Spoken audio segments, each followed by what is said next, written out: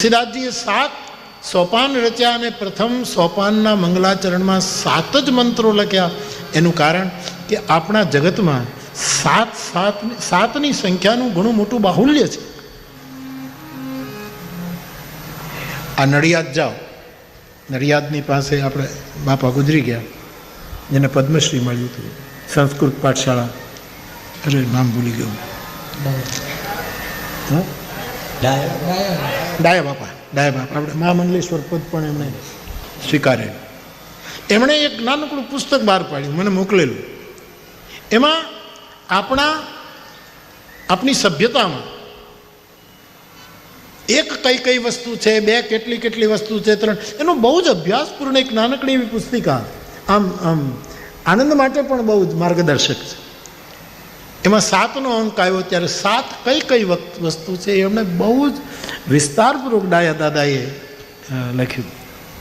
એ 7 આકાશ છે, 7 પાતાળ છે, સપ્તાહના દિન 7 છે, આવું 7 રંગ છે, પેલા બહુ મોટું છે.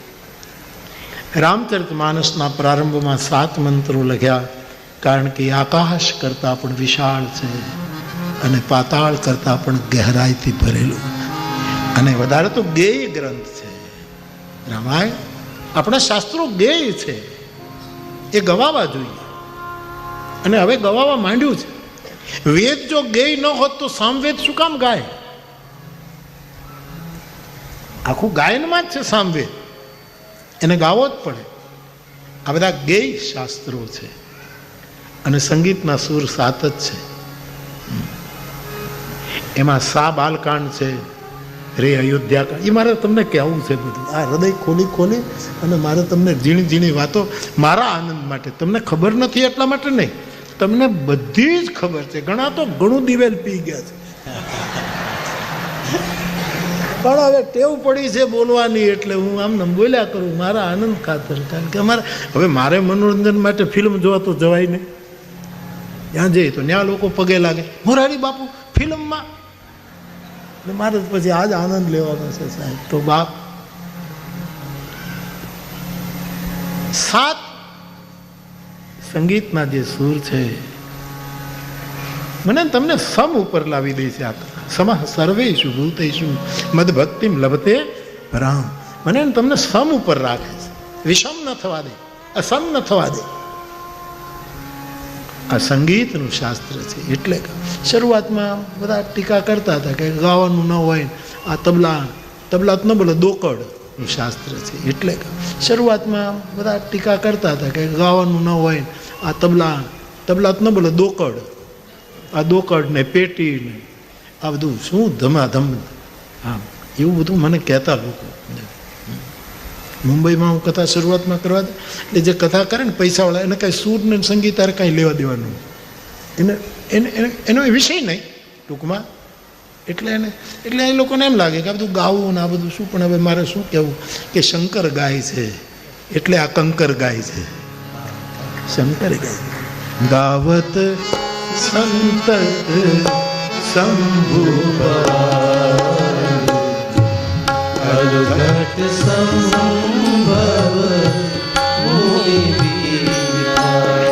આપણા કાળના માણભટ્ટ પ્રેમાનંદ વડોદરું,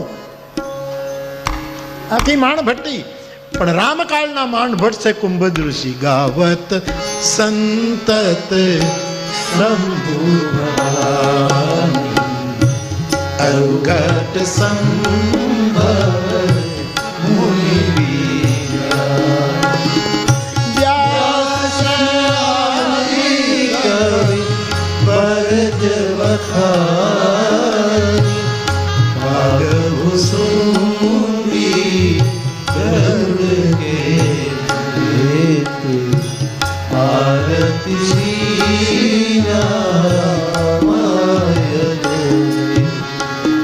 સંગીતના સૂર 7 છે.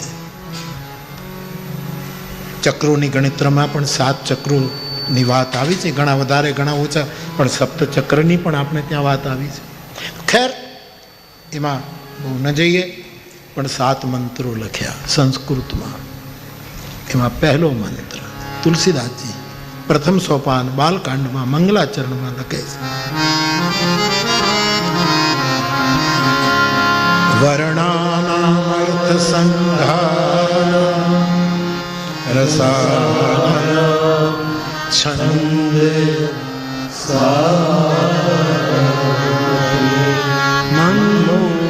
મંગલાન ચકરદારા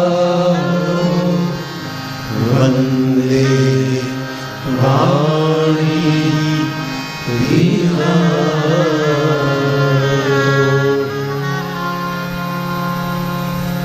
પહેલા મંત્રમાં વાણી અને વિનાયકની વંદના કરી છે. આ મંગલાચરણના જ રામચરિતમાનસના મંગલાચરણના શ્લોકો લઈને દંતાલીવાળા ભક્તિ નિકેતન આપણા પરમ પૂજ્ય સ્વામી સચ્ચિદાનંદજી મહારાજે એક સ્વતંત્ર ગ્રંથ લખ્યો છે, ખાલી રામચરિતમાનસના મંગલાચરણ એના શ્લોકો ઉપર, અને સુંદર ભાષ્ય કર્યું છે. એ મોકલે પ્રસાદી બુધાભાઈ ઉપર, બુધાભાઈ તરત મને આપી જાય, મંગલાચરણ ઉપર આપે. સુંદર ભાષ્ય કર્યું છે એક એક શ્લોક ઉપર. રામાયણ પ્રેમીઓએ વાંચવા જેવું છે, રામાયણના કથાકારોએ તો ખાસ વાંચવા જેવું, એમાંથી બહુ મોટી પ્રેરણા મળે. તો હું તમારી સાથે સંવાદ કરતા બોલતો જ રહ્યો કે રામાયણમાં પહેલા વાણીની વંદના છે. વર્ણ ક્યાંથી આવે છે, શબ્દ ક્યાંથી આવે છે, એનું સંઘ ક્યાંથી રચાય છે, રસો ક્યાં પેદા થાય છે, અને એ રસ પણ આખરે જગતનું મંગલ કરે એવું સંયોજન ક્યાં હોય છે, એના માટે વાણીની જરૂરત છે. વંદે વાણી, પહેલા વાણીની વંદના. ગણપતિને પછી રાખે. યદ્યપિ શાસ્ત્રોમાં જ્યારે ગણેશનું વર્ણન આવે છે ત્યારે ગણેશને પણ વાણી રૂપ ગણ્યા છે. એ વાણી રૂપ છે, એ પણ આવ્યું છે.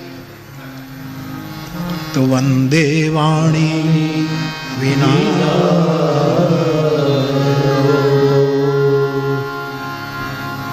તો વાણી માતૃશક્તિની પહેલી વંદના કરી છે. અને આમ તો ગણેશની જ વંદના પહેલી હોય, પણ વાણી વગર ગણેશની કેમ વંદના કરવી? એટલે પહેલા વાણી, મારી વાણી દ્વારા હું વિનાયકને વંદું છું. વાણી તો જોઈએ, એના વગર કેમ પેલું કરી છે? ખેર, બીજા મંત્રમાં ભવાની શંકર વંદે શ્રદ્ધા વિશ્વાસ, શ્રદ્ધા અને વિશ્વાસના સાક્ષાત મૂર્તિમંત સ્વરૂપ શિવ અને પાર્વતી વંદના કરી. આ શ્રદ્ધા અને વિશ્વાસ આ બે ન હોય તો યોગીઓને પણ હૃદયમાં બેઠેલો પરમાત્મા ઓળખાતો નથી. એને ઓળખવા માટે શ્રદ્ધા અને વિશ્વાસ બંનેની જરૂર પડે. એટલે કબીર સાહેબના પરમાત્મા કહે છે, મેં તો હું વિશ્વાસ ભાઈ. ગુરુજનોના શાસ્ત્રોના વચનોમાં દૃઢ વિશ્વાસ, એનું નામ શ્રદ્ધા. જગત ગુરુ શંકરાચાર્ય શ્રદ્ધા કેમ, એની વ્યાખ્યા એમણે આમ કરી. તો શ્રદ્ધા વિશ્વાસ સ્વરૂપ શિવ પાર્વતીની વંદના કરી. ત્રીજા મંત્રમાં વંદે બોધમયમ નિત્યમ ગુરુ શંકર યમાશ્રિતો વક્રો ચંદ્ર સર્વત્ર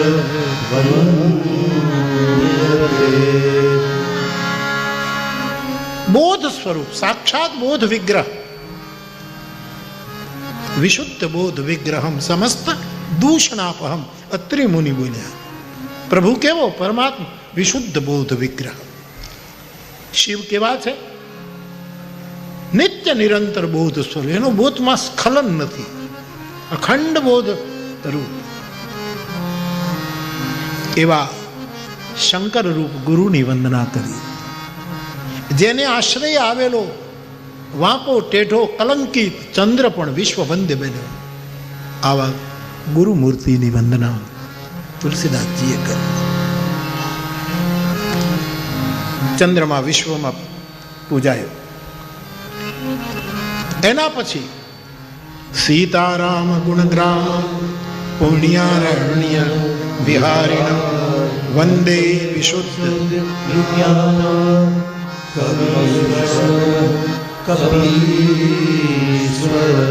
भगवान सीतारामना गुणगान रूपी अरण्यમાં નિરંતર વન વિહાર કરતા બે વૈજ્ઞાનિકો, વિજ્ઞાન વિશારદ વાલ્મીકી અને હનુમાનજી, એ બંને વૈજ્ઞાનિકોના તુલસીદાસજીએ વંદના કરી. ઉદ્ભવ સ્થિતિ સંહારકારિણી ક્લેશહારિણી સર્વશ્રેયસ્કરીં સીતા નતોહમ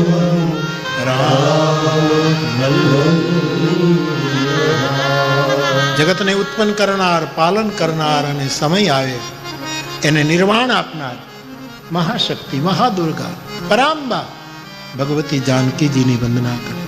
યન્માયા વશવિરંતિ વિશ્વમખિલમ બ્રહ્માદિદેવા. આ શ્લોકની તો બહુ સુંદર વ્યાખ્યા સ્વામીજીએ કરી, સચ્ચિદાનંદજી ભગવાન. યન્માયા વશવર્તી વિશ્વ.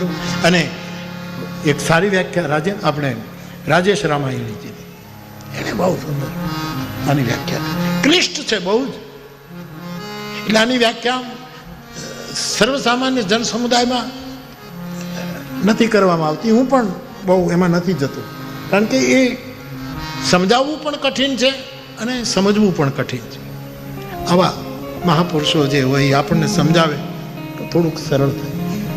એવા પરમાત્મા રામની વંદના કરી અને પછી 7મા મંત્રમાં નાના પુરાણ નિગમાગમ સંમતમ યત રામાયણે નિગદિતમ ક્વચિદન્યતો સ્વાંતઃ સુભાય તુલસી રઘુનાથ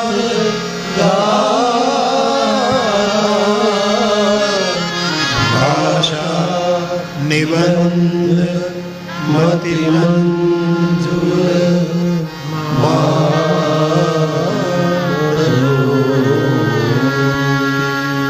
આ પરમ સદગ્રંથમાં વેદ, પુરાણ, શાસ્ત્ર બધાની સંમતિ છે, કોઈનો વિરોધ નથી. આમાં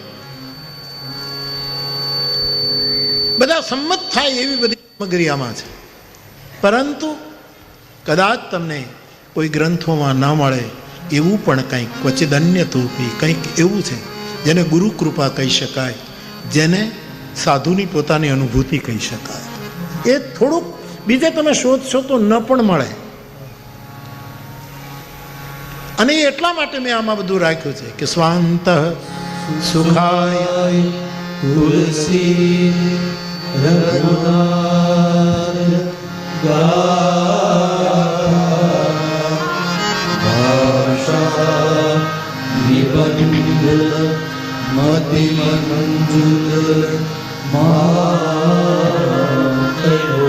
આપણે જમવા બેસીએ અને પછી કોઈ પૂછે કે તમે ઓલા બાઉલ વાળું નહીં, હા, કોઈ પૂછે કે તમે શું જમશો, એટલે આપણે કહીએ કે ભાઈ હું તો મને જે ભાવે એ કહું ને, ચૂરમાના લાડુ ચાલો.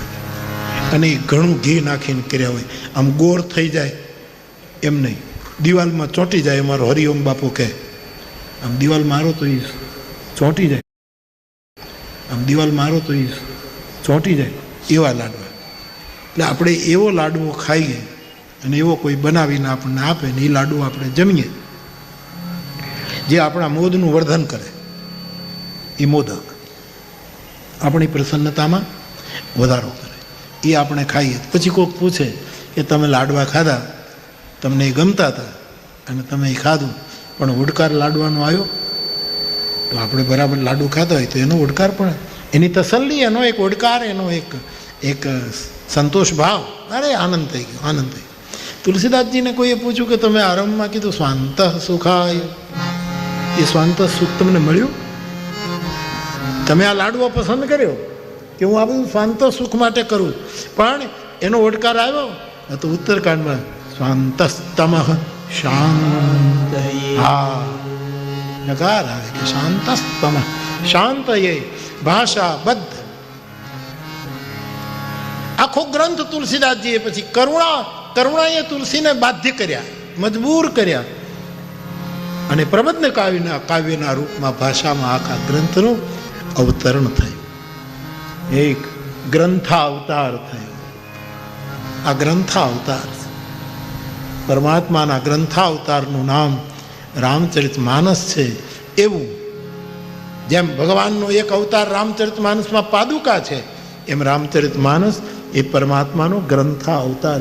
એવું માનવું ચિત્રકૂટ પીઠના જગદગુરુ પરમ પૂજ્ય રામભદ્રાચાર્યજીનું એવું માનવું છે કે રામનો આ શબ્દાવતાર છે, આ ગ્રંથાવતાર છે, કાવ્યાવતાર છે, એવું આપ કહો છો. અને સ્વીકારવામાં તકલીફ મને નથી થતી, એ વાત સાચી છે, બરાબર છે.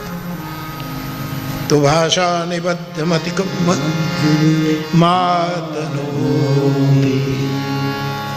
અને પછી આપણા ઉપર કરુણા કરવા માટે લોક બોલીમાં, દેહાતી ભાષામાં, ગ્રામ્ય ગિરા સિય રામ જસ,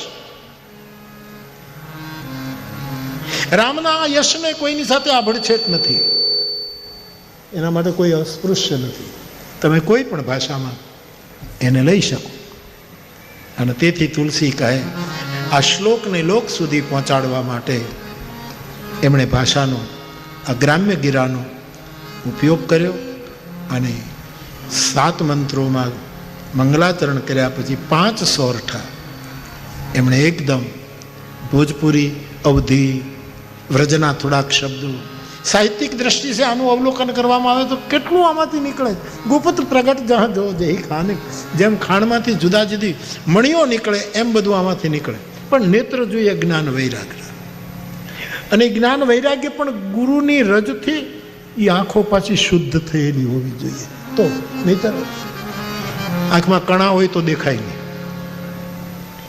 તો બાપ 5 સોરઠા લખ્યા. અને કેટલો સમન્વય, કેટલો સંગમ, કેટલું એક કરવાની તુલસીની આ રીત. શંકરાચાર્ય ભગવાને આપણને પંચદેવ, સનાતન ધર્માવલંબીઓ માટે 5 દેવની પૂજા જગતગુરુ શંકરાચાર્ય ભગવાને કહી. એ તો વેદાંતના મહાપુરુષ. પણ વિનોબાજી કહે છે કેરળથી નીકળીને કેદાર સુધી જેટલી નદીઓમાંથી પસાર થાય, એક એક નદીના જગતગુરુ શંકરાચાર્ય સ્તોત્રો લખ્યા.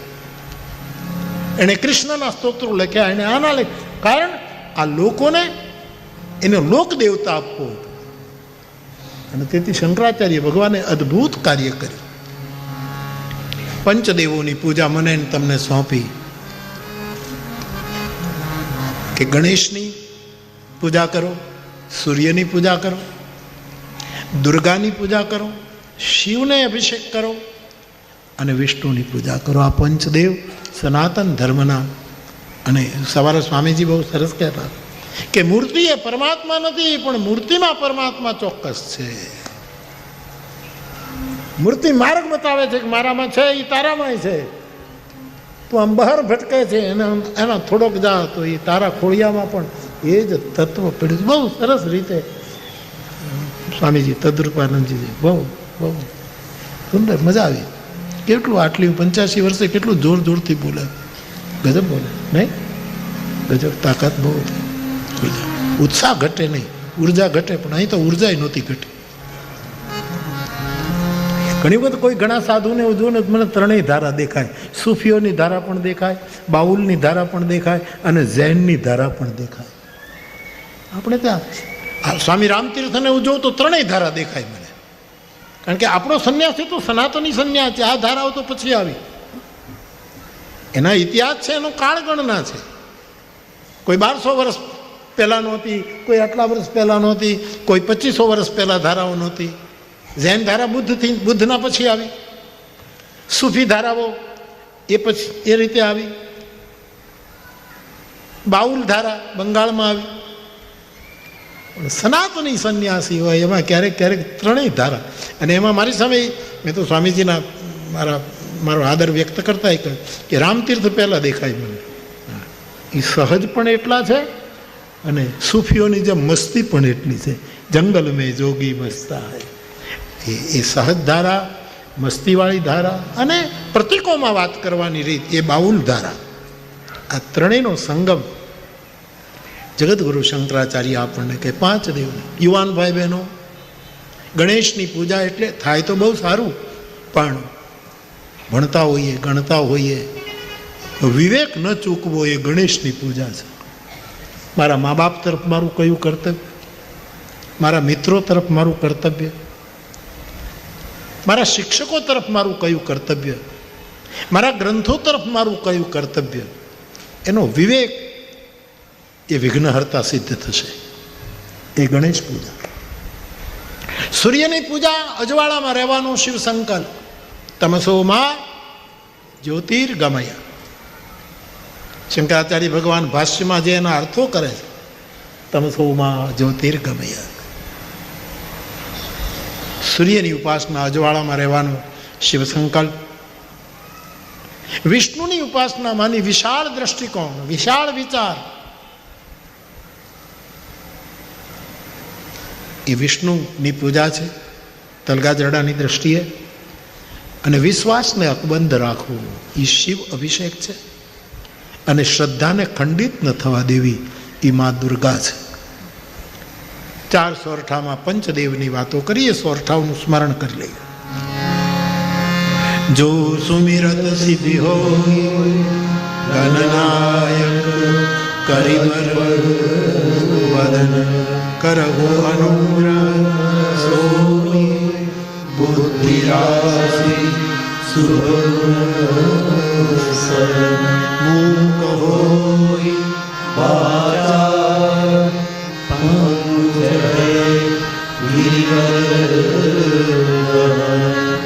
જાસુ કૃપા સુદયા દ્રવ સકલ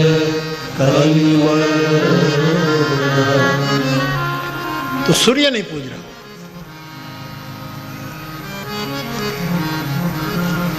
પૂજ્યપાદ સ્વામીજી કહેતા હતા કે બાપુ સૂર્યોદય રોજ થાય, પણ આજે અમારો ભાગ્યોદય થયો છે.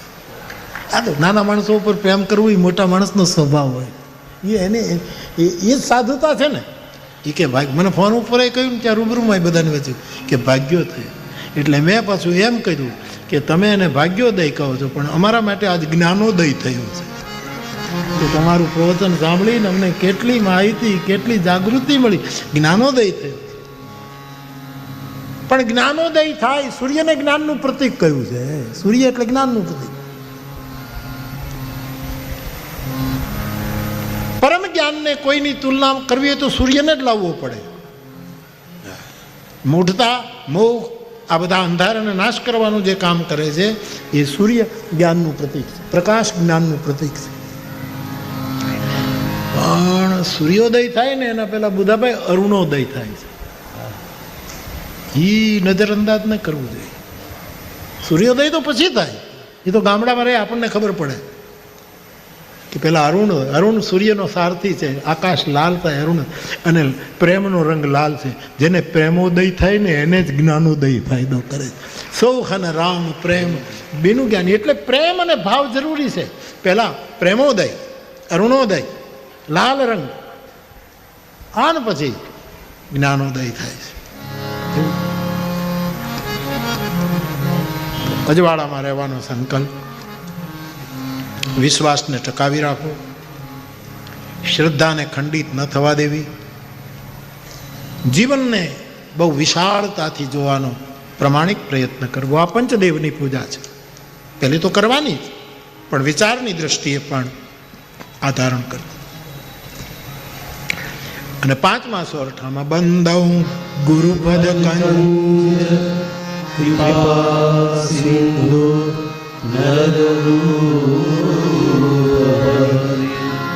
મહામોહ તમ પૂજ જાસુ વચન રવિ. અને હવે 5મા સોરઠામાં ગુરુ પોતાના ગુરુની વંદના તુલસીદાસજી કહે છે કે ગુરુના ચરણ કમલની રજને હું વંદન કરું છું, જે મારા માટે છે તો નર શરીરમાં, પણ મારા માટે હરિરૂપ છે. જેના વચન સૂર્યની કિરણ જેવા છે અને મારા મોહના અંધારાને નાશ કરે છે, એવા ગુરુપદની વંદના કરી. અને મારી દ્રષ્ટિએ ગુરુ એ ગણેશ પણ છે. ગુરુ જેવો વિવેક કોનામાં હોય? અને જેના જીવનમાં વિવેકનો સમુદ્ર ઉછળતો હોય એને આપણે ત્યાં ગુરુ કહ્યા છે. તો ગુરુ એ ગણેશ પણ છે. ગુરુ જેવી માં કોણ છે? એ ગૌરી પણ છે. ગુરુ એ ગૌરી શિખર પર બેસનાર મહાદેવ પણ છે. ગુરુ બ્રહ્મા પણ છે, વિષ્ણુ પણ છે, શિવ પણ છે. આપણી નિષ્ઠા તો એને સાક્ષાત પરબ્રહ્મ સુધી આપણને લઈ જાય. તો ગુરુ વંદનામાં બધું જ આવી જાય. અને તુલસીદાસજીએ હવે 5 સોરઠા પછી ચોપાઈમાં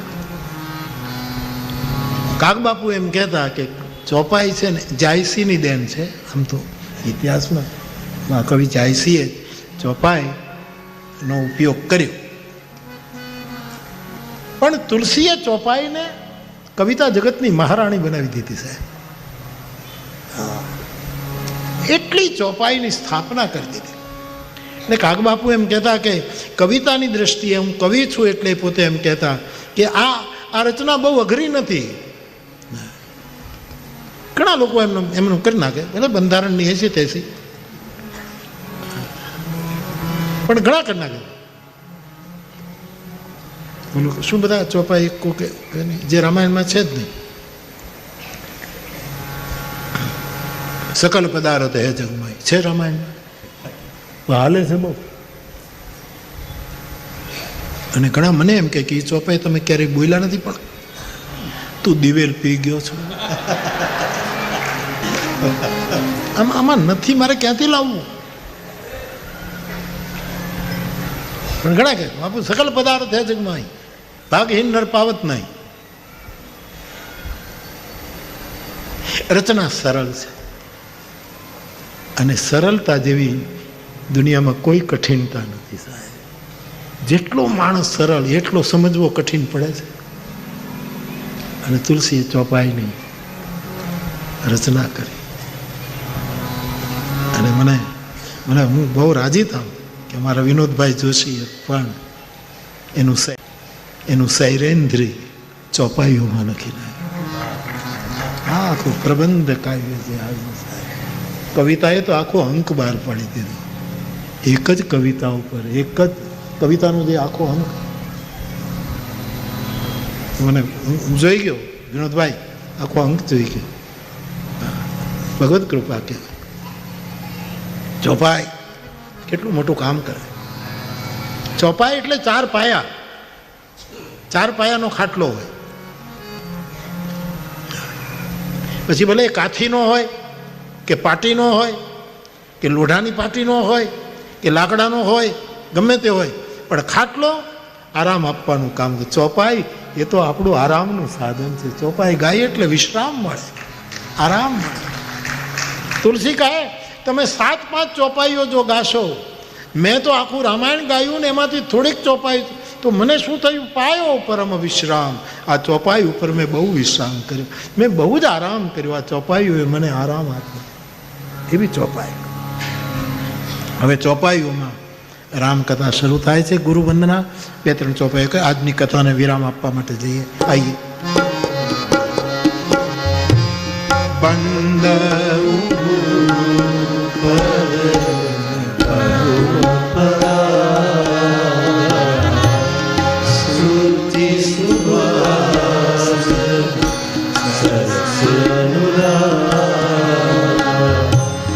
શ્રી ગુરપદનાથ મણિગણ જ્યોતિ સુમિરત दृष्टि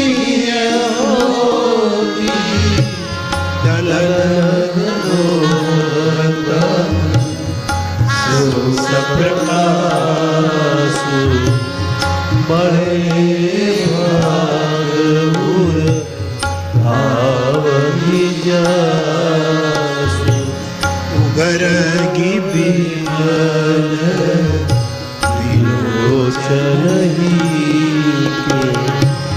मिलही दोष दुख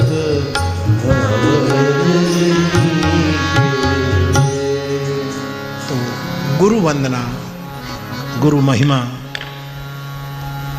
આટલી આ જે પંક્તિઓ છે એને તલગાજરડું માનસ ગુરુ ગીતા માને છે. ગુરુ ચરણ કમલની વંદના, ચરણ કમલ પરાગની વંદના, ચરણ કમલની નખ જ્યોતિની વંદના અને ગુરુ ચરણ રથથી નેત્રોને વિવેકમય કરીને, દ્રગ વિવેક નિર્માણ કરીને હવે રામચરિત માનસનું વર્ણન કરવાનું તુલસી સંકલ્પ કરે છે. પરંતુ જેને દૃષ્ટિનો વિવેક આવી જાય ગુરુ કૃપાથી, એ તો પછી કોઈની નિંદા કરી શકે જ નહીં, બધાની વંદના જ કરે. એટલે રામકથાનો સંકલ્પ કર્યો કે હવે આ ગુરુચરણ રથથી આંખોને વિશેષ પવિત્ર કરીને હું રામચરિત માનસનું વર્ણન કરવા જાઉં છું. પણ વર્ણન કરી શક્યા નહીં, બહુ મોડેથી વર્ણન કર્યું. બધાની વંદના કરવા લાગ્યા. ગુરુ કૃપાથી જેની દ્રષ્ટિ વિવેકમય બને એ કોની નિંદા કરશે, કોની ટીકા કરશે, કોની આલોચના કરશે? બધાની વંદના એમણે શરૂ કરી. સૌ પ્રથમ પૃથ્વીના દેવતાઓ, જેને આપણે મહીસૂર કહીએ, ભૂમિસૂર કહીએ, બ્રાહ્મણ દેવતાઓ, એનું અવતાર કાર્ય તુલસીદાસજીએ સંકેતમાં લખી દીધું. મોહ જનિત